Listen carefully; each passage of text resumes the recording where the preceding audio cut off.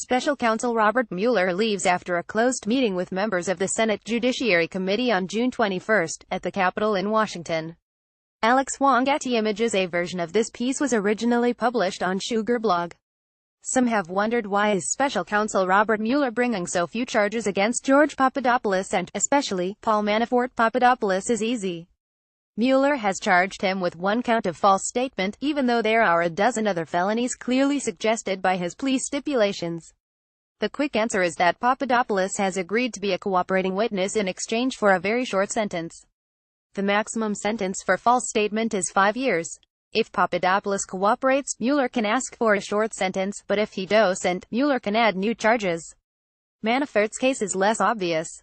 Andrew McCarthy at National Review is puzzled about Mueller's charges for Manafort, calling it curious that he leaves out so many possible charges, including tax fraud and other forms of fraud. These omissions do not make sense to me, McCarthy writes. After reading the Papadopoulos plea agreement, and knowing that Manafort is reportedly an unnamed high-ranking campaign official in a series of allegedly incriminating emails, one might imagine a dozen other charges Mueller might be mulling. McCarthy speculates that Mueller did not charge federal tax fraud because those prosecutions require the involvement of the Department of Justice Tax Division, which would have been an extra bureaucratic hurdle. I'd add that Mueller might have worried that any additional contact with the main DOJ carried a risk of leaks or obstruction, but for the other potential charges, McCarthy writes, these other omissions do not make sense to me. Mueller's moves may make strategic sense because of a shadow hanging over the entire investigation, the potential that President Donald Trump might use his presidential pardon power to protect possible accomplices in potential crimes. Mueller knows that Trump can pardon Manafort, or any defendant, in order to relieve the pressure to cooperate with Mueller and to keep them quiet. But Mueller also knows that presidential pardons affect only federal crimes and not state-level crimes.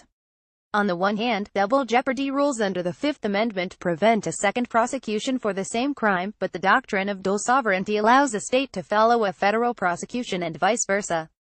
So in theory, Manafort and Papadopoulos can't rely on Trump's pardons to save them even after a conviction or a guilty plea. But in practice, state rules can expand double jeopardy protections and limit prosecutions. In fact, New York is such a state. New York is the key state for Mueller because New York has jurisdiction over many alleged or potentially uncovered Trump-Russia crimes, conspiracy to hack, soliciting stolen goods, money laundering, etc., and New York State Attorney General Eric Schneiderman and New York District Attorneys are not politically constrained from pursuing charges. New York's criminal procedure law 40.20 states, a person may not be twice prosecuted for the same offense. The issue is that New York defines prosecution broadly. Section 40.30 continues except as otherwise provided in this section, a person is prosecuted for an offense, within the meaning of Section 40.20, when he is charged therewith by an accusatory instrument filed in a court of this state or of any jurisdiction within the United States, and when the action either terminates in a conviction upon a plea of guilty or b. proceeds to the trial stage and a jury has been impaneled and sworn, or, in the case of a trial by the court without a jury, a witness is sworn. The New York statute does not allow a state prosecution to follow a federal prosecution, a court of any jurisdiction within the United States, for the same basic facts. The bottom line: if Mueller starts a trial on all of the potential charges, and then Trump pardons Manafort, Mueller will not be able to hand off the case to state prosecutors. And thus, he would have lost leverage at the time of the indictment if he seemed headed toward losing the state prosecution as a backup. Instead, Mueller wisely brought one set of charges, mostly financial crimes, that preceded the campaign, and he is saving other charges that New York could also bring: tax fraud, soliciting stolen goods, soliciting, conspiring to hack computers.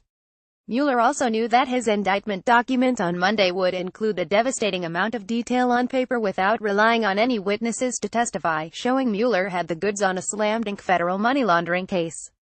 Then he dropped the hammer with the Papadopoulos plea agreement, showing Manafort and Gates that he has the goods on far more charges, both in federal and state court.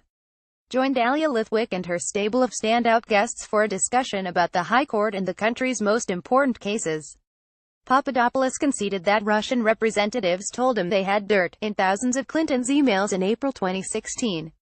It is clear, depending on what Papadopoulos has told them, that prosecutors could start building a case of conspiracy and solicitation of illegal hacking and trafficking in stolen goods against campaign officials Papadopoulos may have informed as well.